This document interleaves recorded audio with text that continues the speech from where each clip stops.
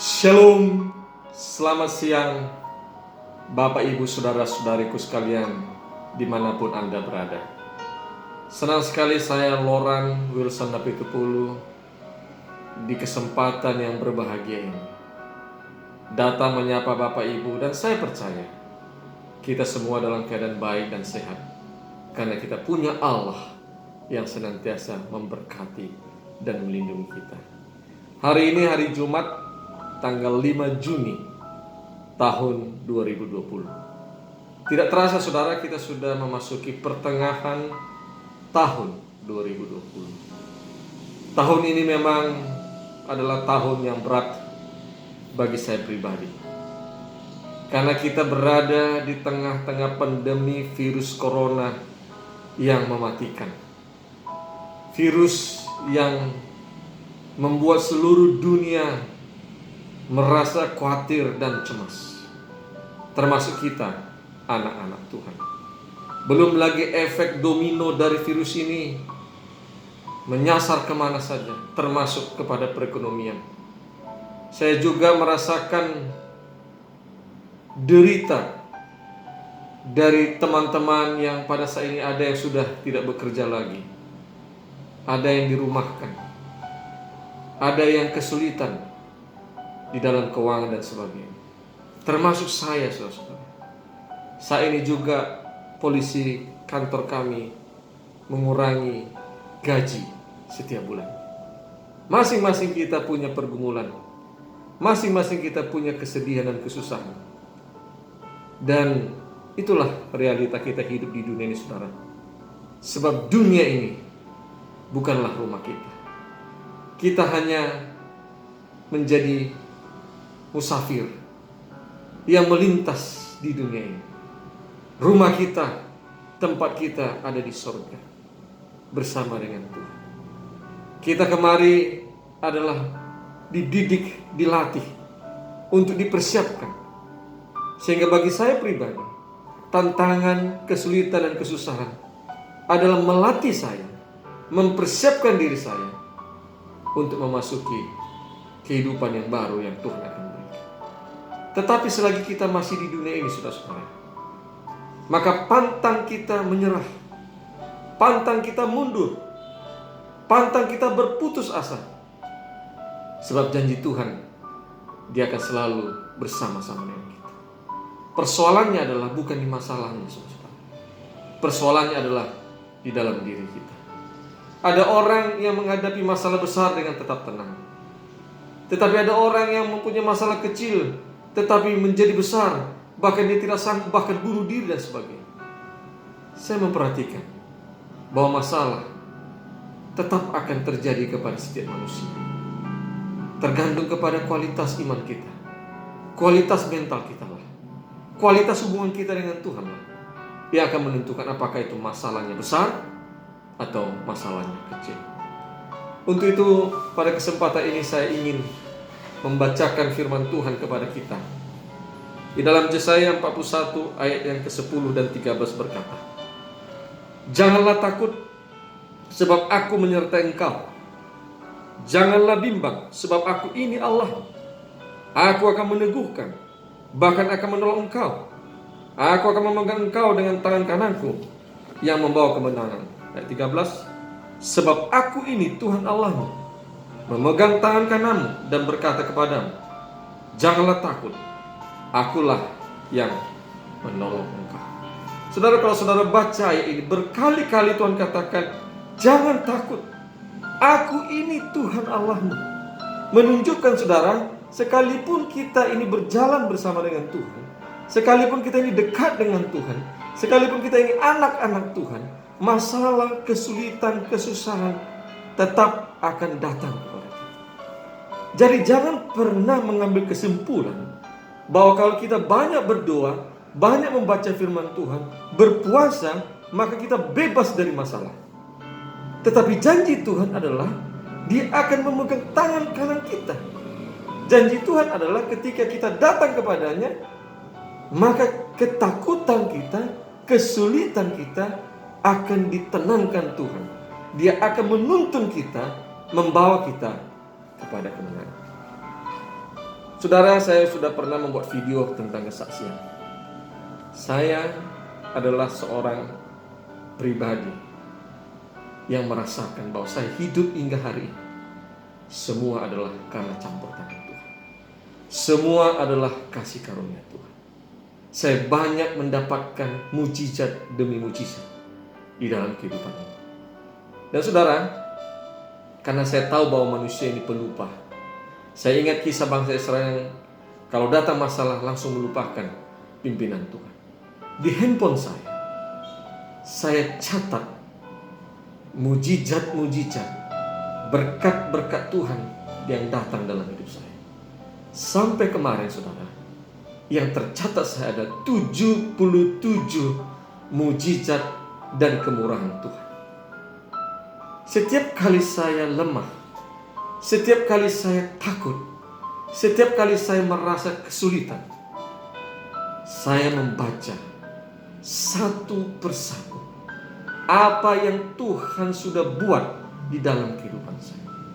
Terkadang ketika saya membaca satu persatu itu, tidak terasa air mata saya bercucur.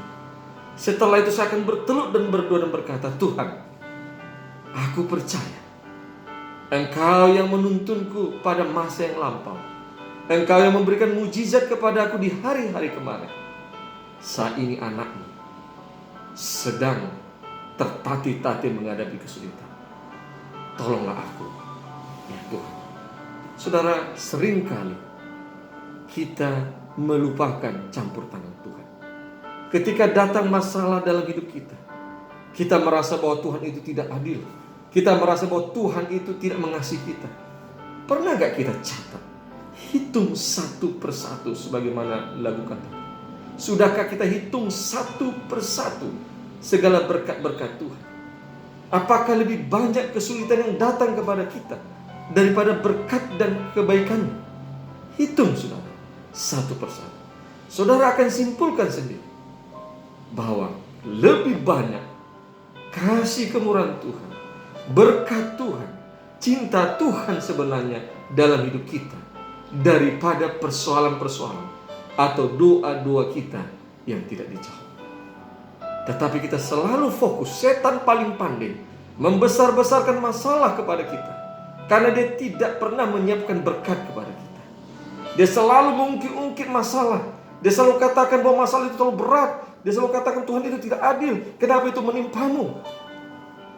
Tetapi jarang kita sadar bahwa seringkali masalah itu datang kepada kita untuk mengajarkan kita tentang sebuah pertobatan. Saudara, saya ingat sebuah kisah. Ada seorang anak kecil, suatu ketika dia menatap sebuah gedung. Kemudian dia mau coba ini foto gedung ini. Dia mulai mundur, dia mencari sudut yang paling baik. Tapi setiap kali dia mundur, dia merasa ada seseorang yang melemparinya dari sudut yang dia tidak tahu. Kemudian dia menoleh ke kiri ke kanan, dia tidak tahu. Kemudian dia lanjutkan mau foto ini gitu. Dia mundur, dia cari foto yang lain. Dan setiap kali dia mundur, dia lihat ada batu yang mengena kepada badannya. Terkadang kepada kakinya, terkadang kepada kepalanya. Batu kecil. Tetapi dia merasa aneh dan dia melanjutkan terus foto-foto. Sampai suatu ketika dia mendapat lemparan batu yang lebih besar yang kena kepada kepala di belakangnya. Dan pada saat batu yang agak besar itu kena kepada kepala di belakang, dia menoleh ke belakang. Dia berpikir bahwa itu adalah lemparan dari belakang. Dan betapa terkejut dia, saudara-saudara. Sebab ternyata dia sudah hampir-hampir berada di ujung jurang yang tinggal 1 meter lagi dia jalan ke belakang atau mundur, dia akan jatuh. Saudara-saudara, seringkali Tuhan memberikan lemparan-lemparan batu kecil kepada kita untuk menyadarkan kita akan bahaya. Setiap kali datang masalah dalam hidup kami, saudara, saya selalu ingatkan istri anak. Yang pertama kali adalah apa yang salah yang telah kita lakukan? Apakah ada yang menyakiti hati Tuhan atau sesama yang kita lakukan?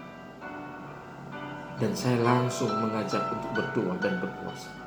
Karena saya tahu bahwa kalau kita dekat dan mengasihi Tuhan, dan Tuhan izinkan sesuatu terjadi kepada kita, tentu dengan tujuan yang baik. Saya memberikan sebuah kesaksian yang terbaru, saudara. Bulan April awal, pimpinan perusahaan saya katakan kepada kami bahwa kita boleh bekerja dari rumah, tapi konsekuensinya adalah gaji akan dipotong. Kemudian dia katakan kalau bulan berikutnya cabang Medan khususnya tidak mendapatkan klien, maka kemungkinan kalian tidak mendapat gaji dulu, karena perusahaan kita juga sedang dalam kesulitan. Saudara mendapatkan kabar ini tentulah sangat membuat sedih. Kenapa? Karena memang jujur kami hidup dari bulan ke bulan, dari gaji yang saya terima. Kemudian saya kumpulkan istri dan anak-anak. Saya katakan setiap minggunya kita akan berpuasa. Dan ketika kita berpuasa, tiap jam kita akan berdoa sampai tengah malam. Dan kita akan lanjutkan besoknya doa dan puasa. Puji Tuhan mereka setuju, saudara.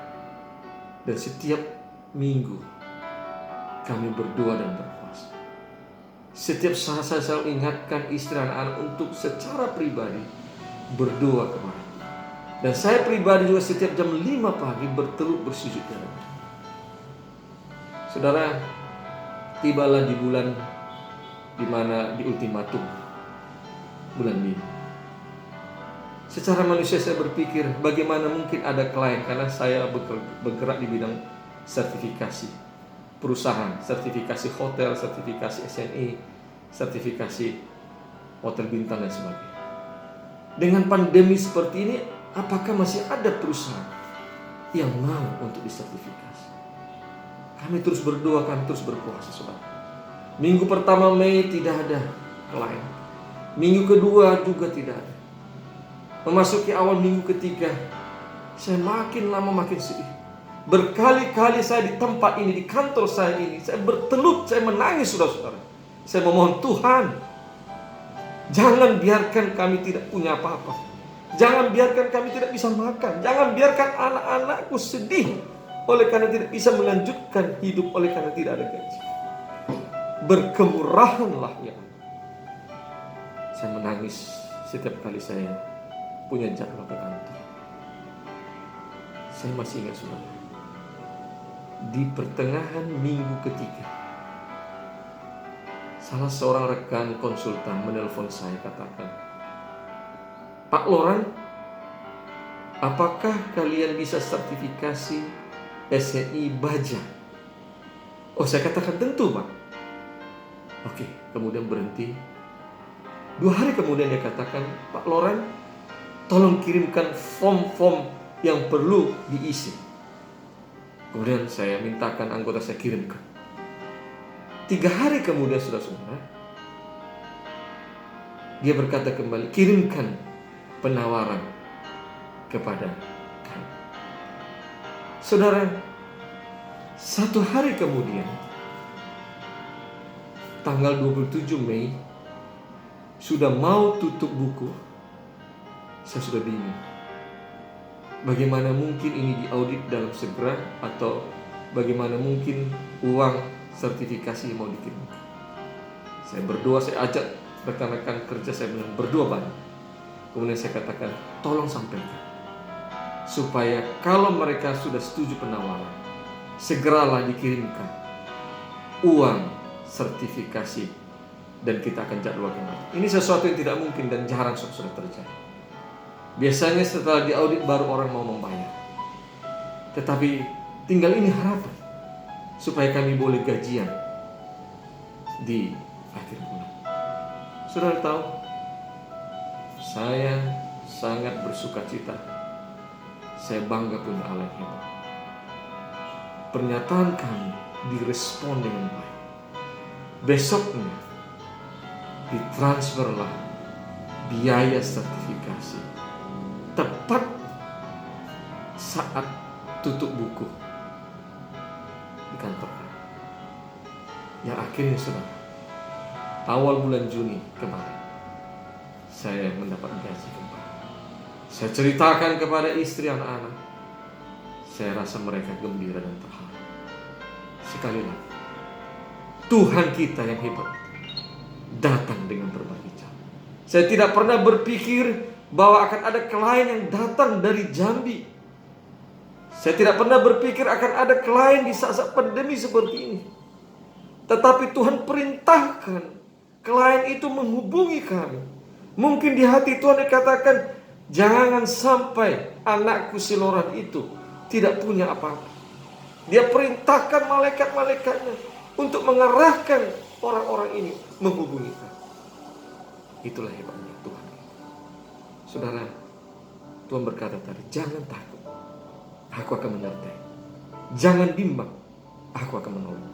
Masing-masing kita punya pergumulan, saudara. Punya tantangan, punya kesedihan. Tapi saya mau ingatkan saudara, kalau kita sungguh-sungguh datang kepada, kalau kita bertobat dari segala dosa-dosa kita, kalau kita mencari wajah dengan sepenuh hati dan pikiran, Dia akan memberikan yang terbaik kepada kita. Terlalu banyak kesaksian-kesaksian saya, saudara, tentang campur tangan Tuhan dalam hidup. Oleh karena apa? Karena memang saya belajar untuk dekat dengan Tuhan. Saya belajar kalau berdua itu menangis di hadapan Tuhan. Saya belajar bertelut bersujud di hadapan Tuhan. Saya belajar bernyanyi-nyanyi di mobil atau di mana saja ketika saya berkendara. Saya belajar membawa Tuhan kemanapun saya berada. Karena saya selalu katakan, Tuhan, saya tidak bisa hidup tanpa. Saya tidak bisa melakukan apapun tanpa. Sebab aku adalah debu tanah. Begitu kau ambil nafasku, maka aku sama seperti binatang, akan kembali kepadamu. Kasihanilah aku. Demikianlah doa-doaku selalu. Kiranya firman Tuhan ini menguatkan kita semua. Mari kita berdoa. Bapa di sorga, terima kasih untuk kebaikan kasih sayang. Pada kesempatan ini hamba-Mu sudah membagikan firman dan kesaksian kepada saudara-saudaraku. Tuhan, kirimkan orang-orang yang menonton tayangan ini. Barangkali ada di luar sana, di ujung sana, yang sedang menghadapi kesulitan, kesusahan, yang mungkin mau putus asa, bahkan mungkin depresi dan tertekan oleh karena masa-masa berat seperti saat ini. Tuhan, aku berdoa kepada-Mu, kuatkan dan teguhkan dia. Ingatkan firman-Mu ini bahwa Engkau lah yang akan membimbing, menuntun dan memegang tangan kami. Kuatkan mereka, Tuhan. Kalau mereka dalam keadaan sakit, sembuhkan. Kalau mereka dalam keadaan lemah iman, kuatkan. Kalau mereka dalam keadaan berduka cita, hiburkan, Tuhan. Berikan makanan minuman yang cukup. Berikan mereka uang yang cukup untuk membeli kebutuhan-kebutuhan mereka. Kasihanilah mereka dengan setia. Biarlah firman Tuhan ini menjadi berkat bagi semua orang yang menonton tayang ini. Sehingga kami semua menjadi orang-orang yang akan bertobat meninggalkan dosa-dosa kami. Memegang tangan kanan-Mu. Membuat wajah kami selalu memandang kepada-Mu. Dan kasihanilah kami, Tuhan. Lihatlah kami manusia debu tanah. Ampunilah dosa kami. Dan dekatlah dengan kami. Rangkullah kami, peluklah kami, Tuhan. Supaya kami tetap menjadi anak-anak-Mu yang kekal di hadapan. Terima kasih, Tuhan. Dengarkanlah doa kami. Kami pegang janji-Mu, Bapa. Dalam nama Yesus kami persembahkan doa ini. Amin. Kiranya Tuhan memberkati kita semua. Tetap semangat, tetap berdoa, dan setialah kepada Tuhan. Tuhan memberkati. Shalom.